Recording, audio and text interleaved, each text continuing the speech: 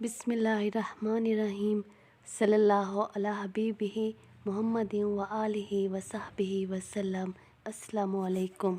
दुरूद इब्राहिमी सब दुरूद पाक का सरदार है, ये बात सब जानते हैं।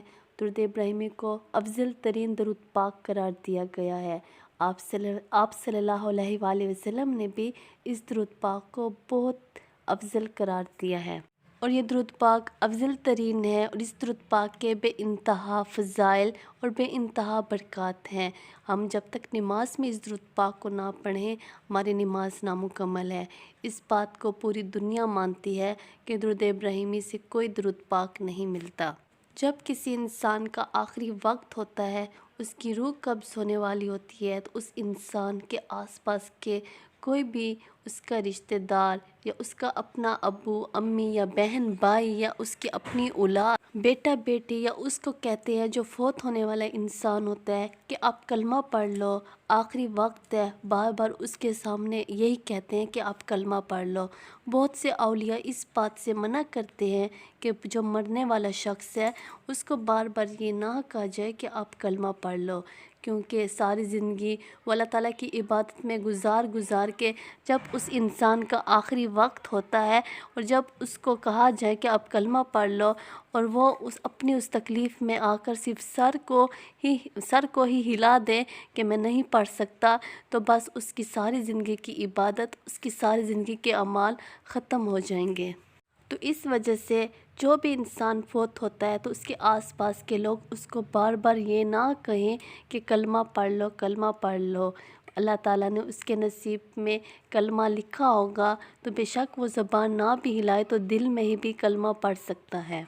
ये दूसरे इंसानों की ज़ोर की बात नहीं है, ये अल्लाह ताला के अपना लिखा हुआ है कि वो किस इंसान की आखिरत अच्छी करना चाहता है, किस इंसान को संभालना चाहता है और किस की आखिरत को खूबसूरत बनाना चाहता है।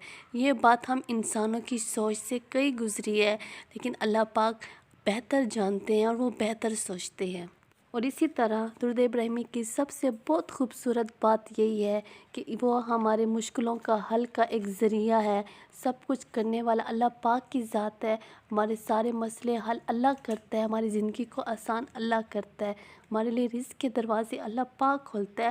लेकिन अल्लाह पाक इंसान के लिए कोई ना कोई वसीला बना देता है और दुरूद पाक जिस इंसान के लिए वसीला बन जाए तो वो समझ ले कि अल्लाह पाक ने मेरी ज़िंदगी का रुख तब्दील कर दिया है। दुरूद इब्राहिमी पढ़ने से ना सिर्फ इस दुनिया में हमें खुशियाँ मिलेंगी बल्कि हमारी आखिरत भी खूबसूरत होगी। जब इंसान दुरूद इब्राहिमी कसरत से अपनी ज़िंदगी में शामिल कर दे, रेगुलर अपनी ज़िंदगी का हिस्सा बना ले और जब उसका आखिरी वक्त होता है तो अल्लाह ताला उसको ईमान की दौलत नसीब करता है, उसको कलमे की मौत देता है। बेशक चाहे वो जितनी भी तकलीफ़ में हो, जितनी भी तकलीफ़ में हो, बीमार हो, लेकिन अल्लाह ताला उसका ख़ात्मा ईमान पर करता है।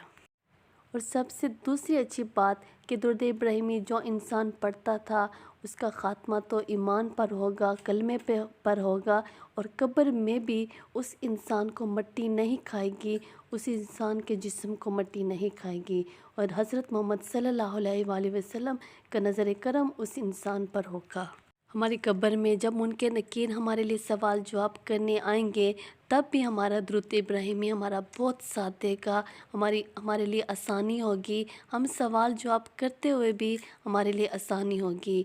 बस ज़िंदगी में दुरूद इब्राहिमी को शामिल कर दे तो जो सभी दुरूद पाक मुख्तसर दुरूद पाक पढ़े, लेकिन दुरूद इब्राहिमी को कसरत से पढ़ा करे। जितना हो सके दुरूद इब्राहिमी को एक जगह पे बैठ के 2 दफ़ा 3 दफ़ा उन अल्फाज पे फ़ोकस देकर बड़ी मोहब्बत से पढ़ा करे। अपने मसाइल को सामने ना रखा करे बल्कि हज़रत मोहम्मद सल्लल्लाहु अलैहि वसल्लम की मोहब्बत में ये दुरूद इब्राहिमी पढ़ा करे। इंशाअल्लाह अल्लाह ताला आपका ज़रूर साथ देगा। अल्लाह ताला मुसलमानों का साथ देता है। अल्लाह ताला को ना सिर्फ मुसलमान प्यारे हैं बल्कि अल्लाह ताला को सब इंसान ही प्यारे हैं। सल्लल्लाहु अला हबीबिही मुहम्मदिन व आलिही व सहबिही वसल्लम। अस्सलामु अलैकुम।